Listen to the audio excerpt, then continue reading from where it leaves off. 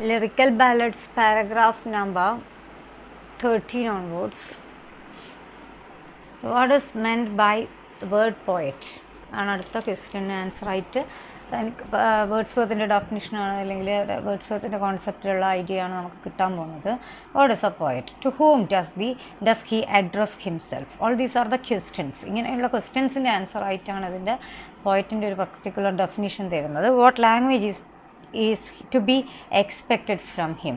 ഇങ്ങനെ ഒന്ന് എന്താണ് ഒരു പോയറ്റ്, എന്താണ് ആ വേർഡിനെ കൊണ്ട് അർത്ഥാക്കുന്നത്, എന്താണ് ഒരു പോയറ്റ്, ആരെയാണ് അവർ അഡ്രസ്സ് ചെയ്യുന്നത്, പിന്നെ എങ്ങനെയുള്ള ലാംഗ്വേജാണ് ഒരു പോയറ്റിൽ നിന്ന് എക്സ്പെക്റ്റ് ചെയ്യുന്നത്. So answer on the part of Wordsworth comprises the paragraph. He is a man speaking to men. ഒരാൾ കുറച്ച് ആൾക്കാരോട് സംസാരിക്കുക അല്ലെങ്കിൽ മറ്റുള്ളവരോട് സംസാരിക്കുന്ന ഒരു വ്യക്തി. A man it is true endowed with more lively sensibility.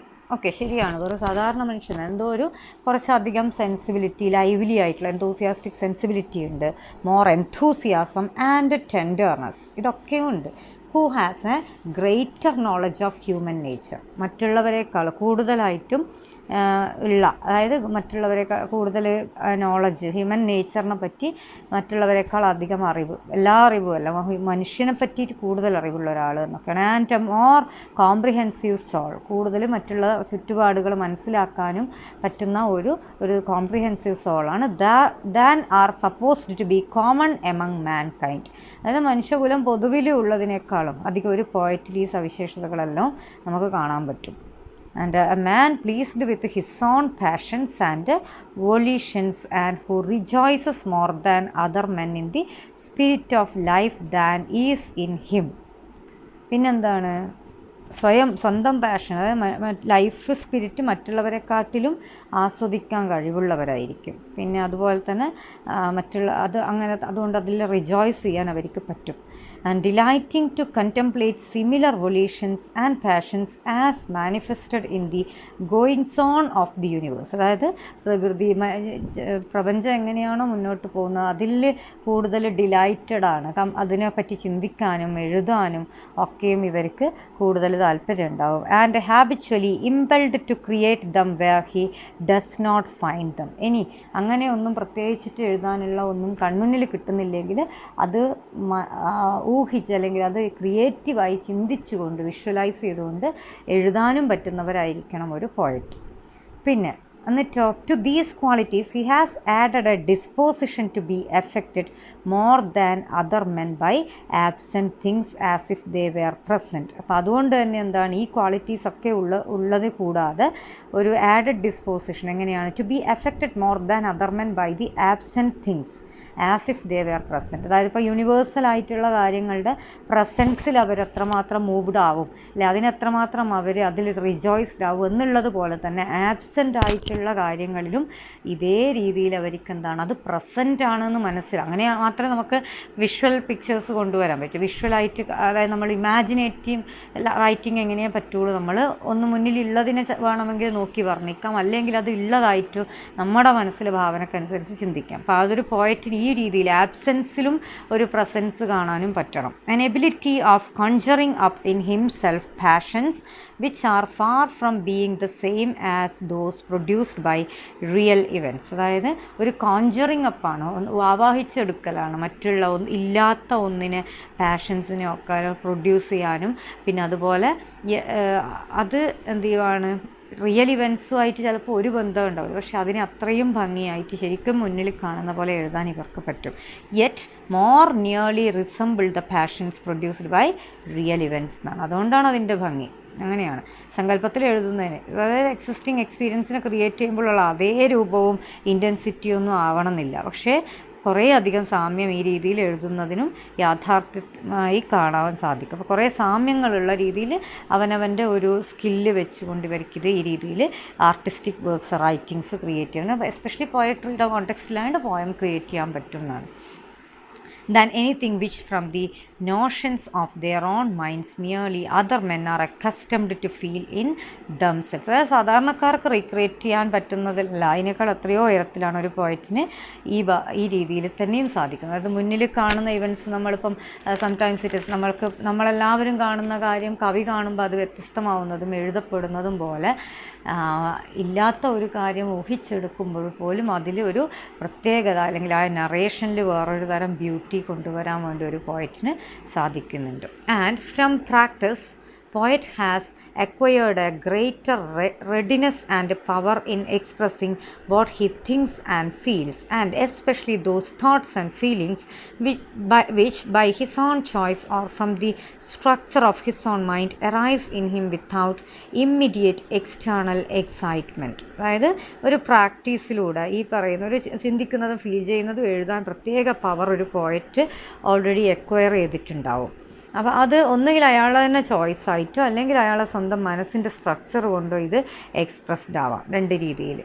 Okay, പിന്നെ ഇത് അറൈസ് ചെയ്യാൻ പ്രത്യേകിച്ച് പെട്ടെന്നുള്ള എക്സ്റ്റേണൽ എക്സൈറ്റ്മെൻ്റ് ഒന്നും ആവശ്യമില്ല. അപ്പോൾ അതൊരു rice in him without immediate external, അതായത് ഇപ്പം പ്രത്യേകിച്ച് അതുകൊണ്ടാണ് നമ്മൾ ഒരു റൈറ്റിംഗ് കോമ്പറ്റീഷൻസൊക്കെ കൊണ്ടുപോയിട്ടൊരു മോഡലിടുമ്പോഴൊക്കെ ഉള്ള ബുദ്ധിമുട്ട്. It's like they do it for the sake of doing. Sometimes they feel and they begin writing. അതിൻ്റെ അപ്പുറം ഒരു എക്സ്റ്റേണൽ എക്സൈറ്റ്മെൻറ്റിൻ്റെ ഒന്നും ആവശ്യം വരുന്നില്ല എന്നുള്ളതാണ്. Paragraph number 14. But whatever portion of this faculty, അതായത് പോയറ്റിൻ്റെ ഒരു special faculty, we may suppose even the greatest poet to possess, there cannot be a doubt that the language which it will suggest to him must often in liveliness and truth fall short of that which is uttered by men in real life under the actual pressure of the passions, certain shadows of which the poet thus produces or feels to be produced in himself. അതായത് പോയറ്റിൻ്റെ ഈ പ്രത്യേകമായ ഒരു faculty ഉണ്ടല്ലോ, ആ skill area അയാൾക്ക് suggest ചെയ്യുന്നത് അതിനെല്ലാ ലവ്ലിനെസ്സും ട്രൂത്തോടും കൂടി real ലൈഫിന് സാധാരണക്കാരൻ്റെ ഭാഷയിൽ തന്നെ ആയിരിക്കണം എന്നാണ്. ഇതിൻ്റെ പ്രഷറിലും തണലിലും പോയറ്റ് പുതിയ പോയം പ്രൊഡക്ഷൻ നടത്തുന്നു. അപ്പോൾ അതായത് ആ ഒരു ഇപ്പം യൂണിവേഴ്സൽ കാര്യങ്ങൾ നോക്കി അതിൽ നിന്ന് ഇപ്പോൾ കവിത വരുന്നു എന്ന് പറയുന്നിടത്ത് എപ്പോഴും എന്താണ്, he's an observer of human beings, actually of human nature. അപ്പോൾ അതുകൊണ്ട് തന്നെ അവരുടെ ആ ലൈവ്ലിനെസ്സും ട്രൂത്തും മാക്സിമം ആ റിയൽ ലൈഫിലുള്ള അതേപോലെ എഴുതാൻ പറ്റണം, ആ ഭാഷയിൽ തന്നെ ആയിരിക്കണമെന്നാണ് വേർഡ്സ്വർത്ത് പറയുന്നത്. ഇതിൻ്റെ ഒരു പ്രഷറിലും അതിൻ്റെ ഒരു ഷേഡോ അതിലായിരിക്കണം ആ പുതിയ പോയം പ്രൊഡക്ഷൻ നടത്തും. അതിന് അങ്ങനെയുള്ളതിന് കൂടുതൽ എന്തുണ്ടാവും, ഒരു സ്ട്രെങ്ത്തും ജെനുവിനിറ്റിയും സിൻസിയറിറ്റിയും നമ്മൾക്ക് കാണാൻ വേണ്ടി പറ്റും. Paragraph number 15. While the poet describes and imitates passions, his employment is in some degree mechanical compared with the freedom and power of real and substantial action and suffering. അപ്പോൾ അതായത് അത് ഇനിയൊരു കാര്യം, ഇനിയിപ്പോൾ ഇത്രയും പോയിട്ടൊരു പ്രത്യേക സ്കില്ലുള്ള ഒരാളാണെന്നൊക്കെ പറയുമ്പോഴും അവരിങ്ങനെയുള്ള കാര്യങ്ങൾ റീക്രിയേറ്റ് ചെയ്യുമ്പോഴും എത്ര തന്നെ കഴിവുള്ള ഒരാളായാലും ആ ഒരു സം ഡിഗ്രിയിൽ അതായത് ഡിസ്ക്രൈബ് ചെയ്യുന്ന കാര്യങ്ങളും ഇമിറ്റേറ്റഡ് പാഷൻസും എന്താണ്, ഒരു പരിധി അനുഭവിച്ച ആൾ എക്സ്പ്രസ് ചെയ്യുന്നതിനേക്കാളും മെക്കാനിക്കൽ തന്നെയായിരിക്കും.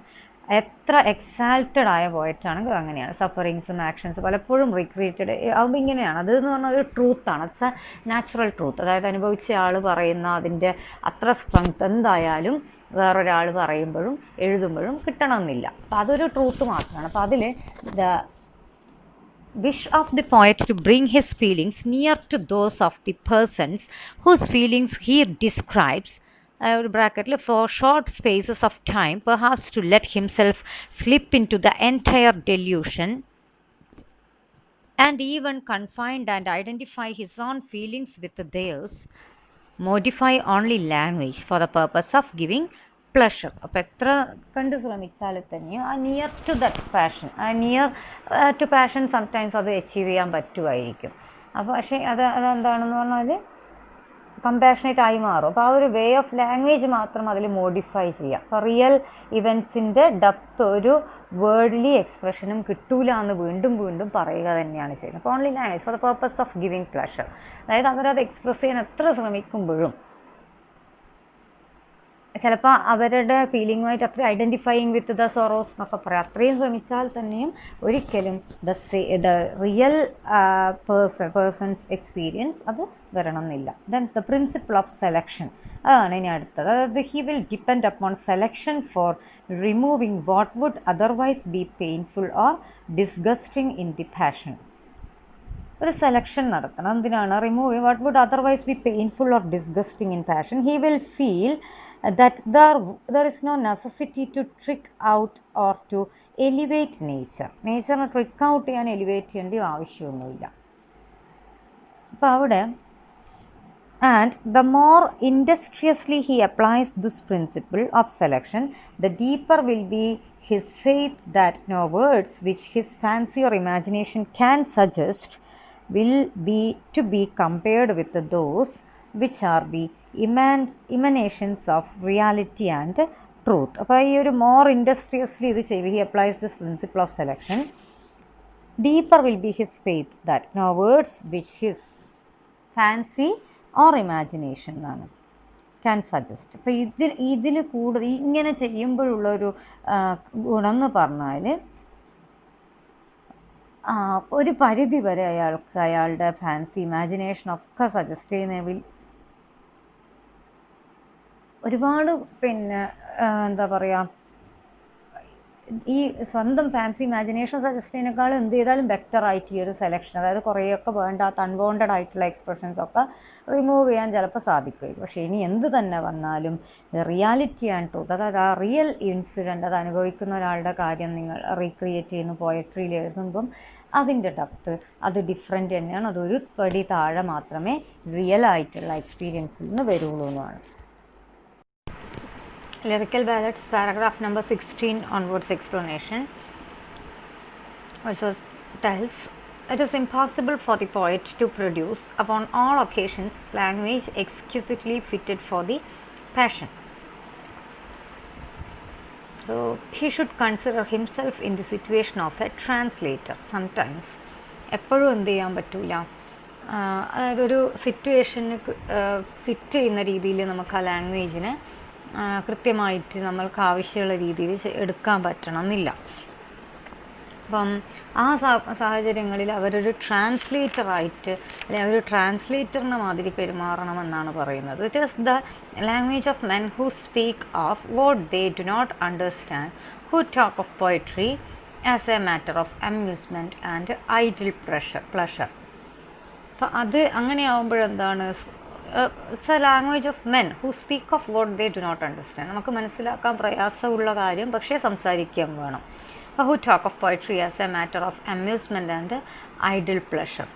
അപ്പം അത് കൃത്യമായി മനസ്സിലാക്കാത്തപ്പോഴാണ് ശരിക്കും പോയട്രീനെ ഒരു മാറ്റർ ഓഫ് അമ്യൂസ്മെൻ്റ് ആയിട്ടും ഐഡിൽ പ്ലഷറായിട്ടും ഒക്കെ തോന്നുന്നത്. അങ്ങനെയുള്ള ആൾക്കാരാണ് അത് ചെയ്യുന്നതാണ്. For Aristotle poetry is the most philosophic of all writing. Object is philosophic of all writing. പിന്നെ എല്ലാത്തിൻ്റെയും കൂട്ടത്തിൽ ഏറ്റവും ഹൈ ആയിട്ട് പോയട്രി ആണെന്നാണ് അരിസ്റ്റോട്ടിൽ പറയുന്നത്. Object is the truth, not individual or local but general and operative. അപ്പോൾ അതൊരു truth ആയിരിക്കണം, ഒന്നോ രണ്ടോ ആൾക്കല്ല, അത് ഒരു എല്ലാവർക്കും അപ്ലൈ ചെയ്യാൻ പറ്റുന്ന ഒരു തരം ട്രൂത്ത് ആയിരിക്കണം, ജനറൽ ട്രൂത്ത് ആയിരിക്കണം. And operative, not standing upon external testimony but carried alive into hearts by passion. അപ്പം അതുമാത്രമല്ല ഒരു തരത്തിൽ നോട്ട് സ്റ്റാൻഡിങ് അപ്പോൾ എക്സ്റ്റേണൽ ടെസ്റ്റിമണി അല്ല, ഓരോ ഹാർട്ടിൽ അത് carried alive into hearts by passion.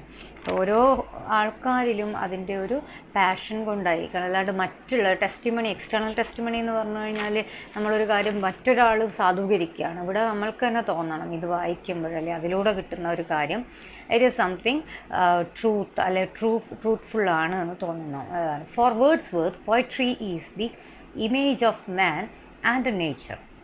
അതാണ് ഇവിടെ നമുക്ക് ഏറ്റവും ആവശ്യമുള്ളത് വേർഡ്സ് വർത്ത് എന്ത് പറയുന്നു എന്നുള്ളത് തന്നെയാണ് അല്ലെ ഏറ്റവും ഇമ്പോർട്ടൻസ്. വേർഡ്സ് വർത്തിന് എന്താണ് പോയട്രീനെ പറ്റി പറയാനുള്ളതാണ്. So he tells it is the image of men and nature. എപ്പോഴും always it is intricately connected to nature. എപ്പോഴും ആ ഡിസ്കഷൻ പോയി നിൽക്കുക നേച്ചറിനോട് കണക്ട് ചെയ്തിട്ടാണ്. Romanticism as a whole. The poet writes under one restriction, the necessity of giving immediate pleasure. അതാണ് ഒരു restriction എന്താണ് പോയറ്റിൻ്റെ എപ്പോഴും അത് necessity of giving immediate pleasure to a human being possessed of that information which may be expected from him as a man, not as a lawyer, physician, mariner, astronomer or natural philosopher. ഇങ്ങനെയുള്ള ഒരു പൊസിഷനിൽ നിന്നുകൊണ്ടല്ല, ഒരു മാൻ എന്ന രീതിയിൽ, ഒരു human being എന്ന രീതിയിൽ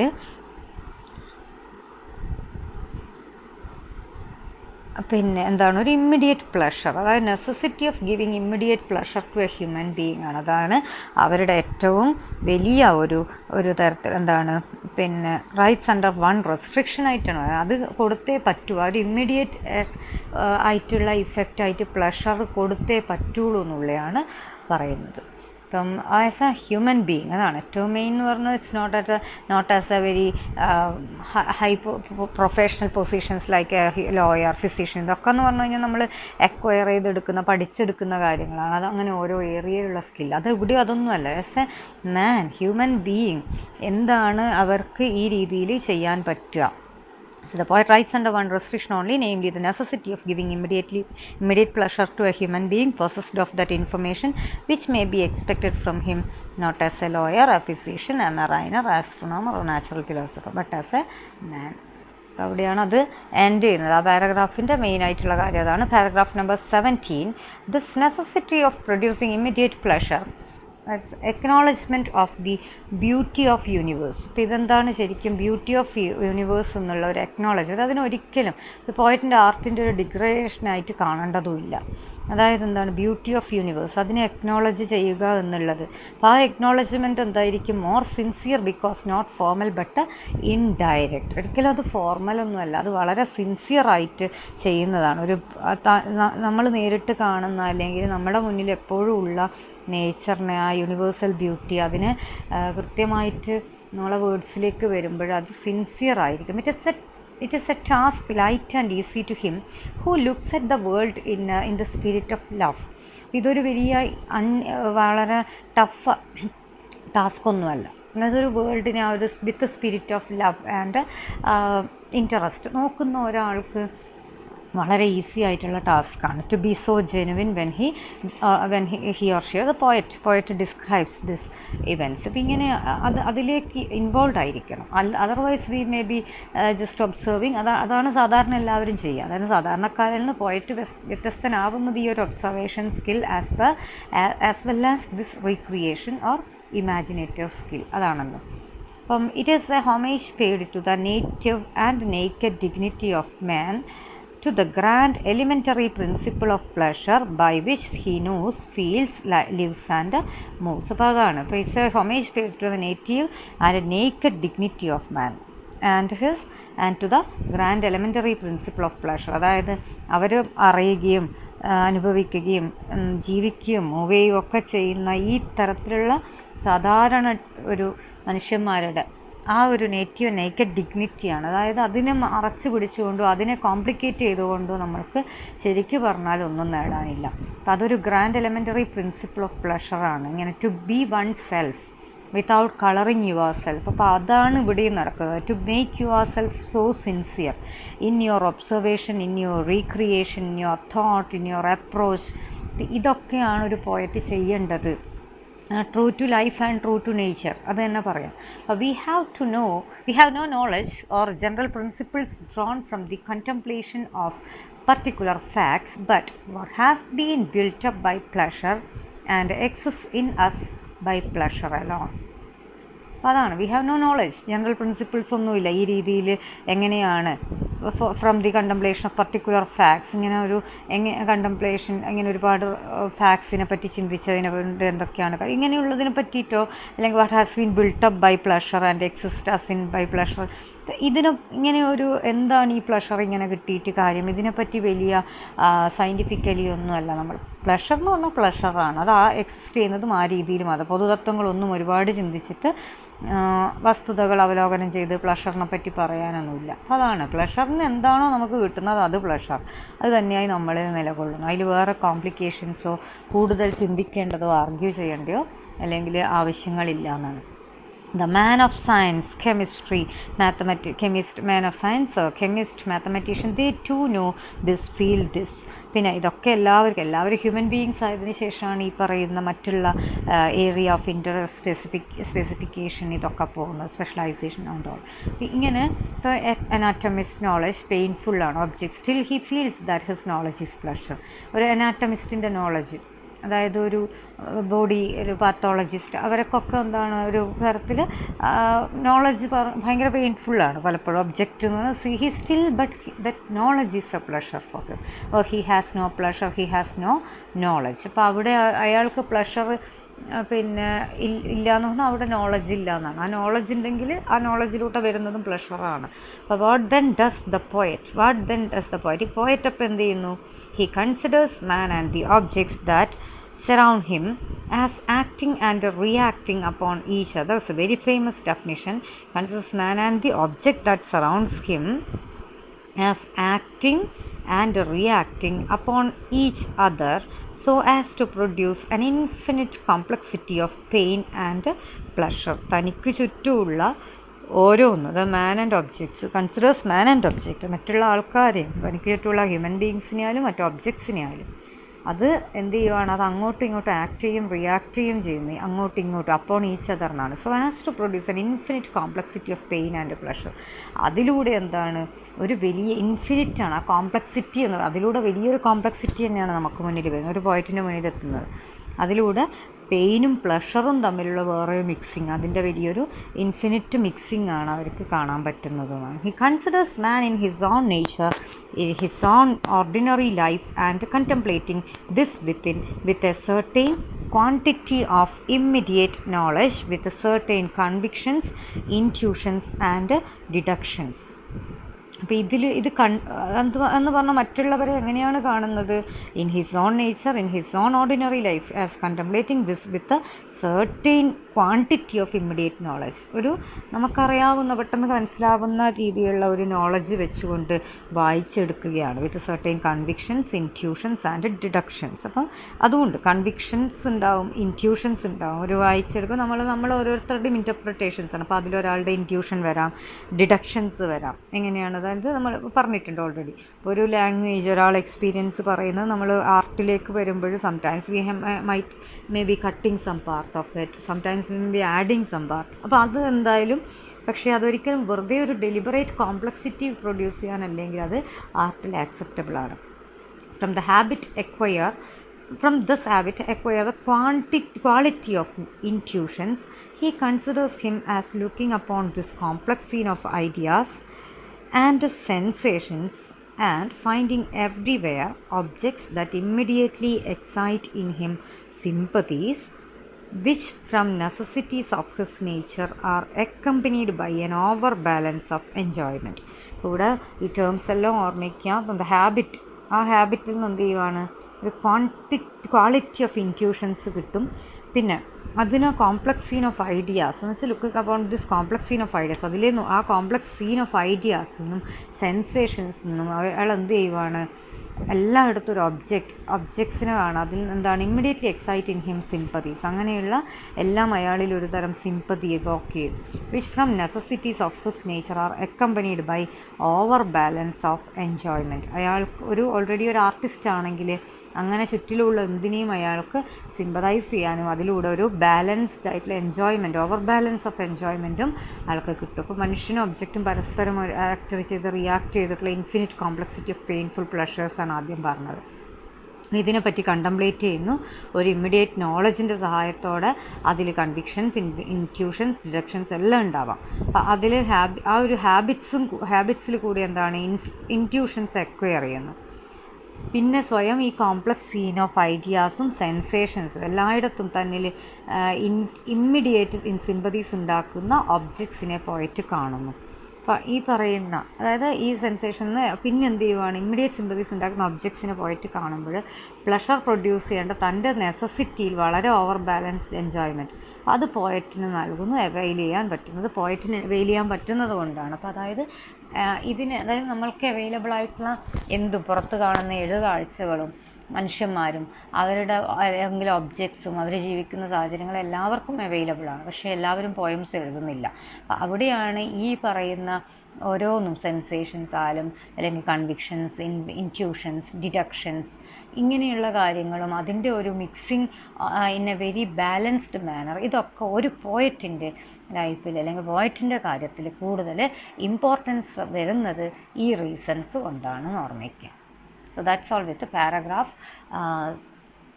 17. Paragraph 17 വരെയാണ് ഇവിടെ വന്നത്.